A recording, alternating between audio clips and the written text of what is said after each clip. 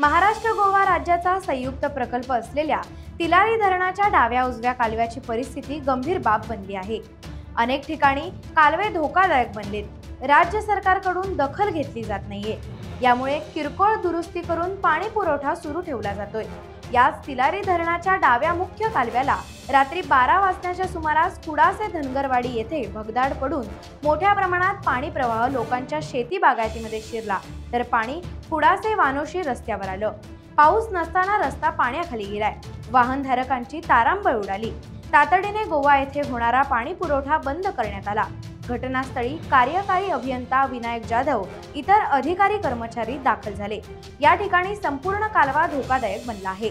निधी अभावी काम रखडले आहे। या ठिकाणी या अगोदर देखील 3-4 वेळा भगदाड पडून पाणी बाहेर पडले होते।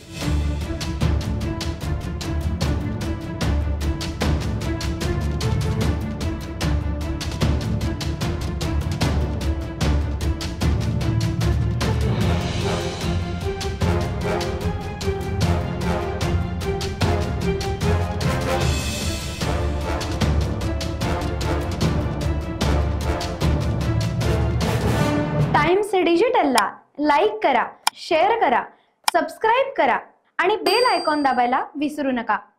Times digital.